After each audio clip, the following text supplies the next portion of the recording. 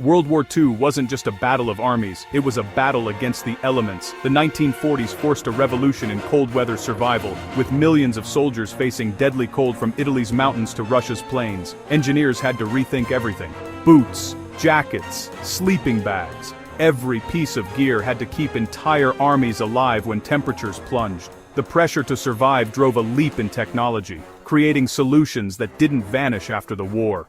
Today, much of our outdoor gear, layered clothing, sleeping bags, even fuel cans, traces its DNA to these wartime innovations. Let's uncover how the lessons of WWII still keep us warm, dry, and alive in the wild. Before WWII, staying warm meant piling on heavy wool, until sweat froze and turned clothing into a liability. The US Army needed a smarter system, one that could adapt to a soldier's changing activity and the brutal cold. Enter the M1943 uniform system, a modular layered approach that changed everything. The base layer wicks moisture from the skin, breaking the deadly sweat freeze cycle. A separate mid-layer trapped warmth and could be added or removed as needed. The outer shell, the iconic M1943 field jacket, blocked wind and rain, protecting the insulation beneath. This separation of duties was revolutionary. Insulation for warmth, shell for protection. Soldiers could now regulate their temperature, staying dry and effective, whether on sentry duty or charging a hill. The principle: adaptability. Today's outdoor clothing, base, mid, and shell layers, follows this exact blueprint. The M1943 system gave soldiers control over their comfort and survival, a massive tactical advantage. It moved survival clothing from bulky and static to dynamic and breathable. Lessons learned in the frozen trenches of Europe became the foundation of modern outdoor gear.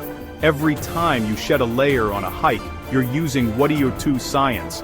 The legacy of the M1943 isn't just history, it's the reason we stay warm and dry outdoors today. The system's core idea, modularity and moisture management, remains unchanged. It's a testament to survival science born from necessity. Next time you adjust your layers, remember, you're part of a legacy that began on the battlefields of WWII. The M1943 wasn't perfect, but its philosophy endures. Modern gear is lighter and more advanced, but the principles are the same. That's the power of wartime innovation. Sleep is a weapon, especially in the cold. Before WWII, soldiers slept in heavy, inefficient wool blankets, leaving them cold, exhausted, and vulnerable. The US Army's solution, the M1942 Mountain Sleeping Bag, a radical body-shaped design. Tapered at the feet and shoulders, it minimized dead air space, making every calorie of body heat count. The integrated hood with drawstring created a cocoon, protecting the head and conserving warmth. The system included 2 bags, one down-filled, one water-resistant, used separately or together for versatility. This layering principle mirrored the clothing system: adapt to the environment, carry only what you need. The result? Soldiers slept warmer, recovered faster, and performed better. The mummy bag's efficiency, lighter, smaller, and warmer, set a new standard. Today, every outdoor store is lined with mummy bags, direct descendants of the M1942. Materials have improved, but the core design remains: form-fitting, hooded, and thermally efficient. The physics haven't changed, nor has the need for warmth. WWII's sleeping bag design was so right, we've only improved the materials. Every time you cinch your sleeping bag tight, you're using a design perfected for mountain troops in WWII. It's a piece of history that's kept explorers warm from the Alps to Antarctica. The mummy bag is a testament to enduring life-saving design. Born from necessity, it's still the gold standard for survival sleep. The next time you sleep warm in the wild, thank the innovators of WWII. Their desperate need became our nightly comfort. Good design, born in war, endures in peace. In extreme cold, your own sweat can be your worst enemy. Soldiers in Korea learned this the hard way. Wet boots froze, causing more casualties than bullets. The solution? The legendary bunny boot, a marvel of counterintuitive design. Instead of breathability, bunny boots used a vapor barrier. 2 layers of rubber with insulation sealed between. No moisture could reach the insulation, so it stayed dry and effective. No freezing, no failure. Your socks got damp, but your feet stayed warm, not frozen. This was a total paradigm shift. In deep cold, breathability is a myth. Sealing out moisture is survival. Bunny boots came in 2 versions: black for 20 degrees, white for 65°, with features like air valves for high-altitude flights. The design hasn't changed in 70 years because it works. Scientists at the South Pole, mountaineers and oil workers still trust bunny boots. They're big, clumsy, and iconic, function over form, perfected. The vapor barrier principle now extends to socks and suits for elite explorers. It's a high-level technique, born from the brutal lessons of war. Bunny boots are more than footwear. They're a monument to practical, life-saving science. The design's endurance proves its genius. In places where cold kills, nothing beats the bunny boot. The lesson: sometimes, survival means breaking the rules. The vapor barrier concept is now a staple for extreme cold expeditions. WWII and Korea's hard-won knowledge still saves lives today. The bunny boot is living history, unchanged, unbeaten. When you see those white boots, you're looking at a timeless solution.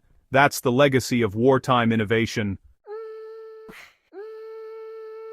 Survival in the cold isn't just about clothing, it's about fuel and heat.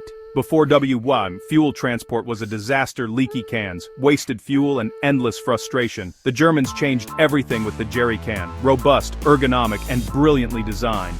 3 handles for easy carrying, a quick-release spout, and a lining for water or fuel. This became the global standard. The Allies copied it, and today's fuel cans are nearly identical. But carrying fuel was only half the battle.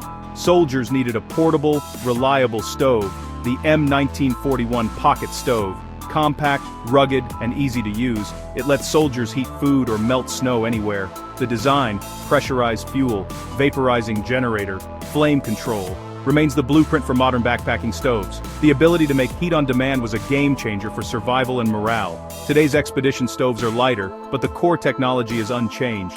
WWII's jerry can and pocket stove became permanent fixtures in civilian life.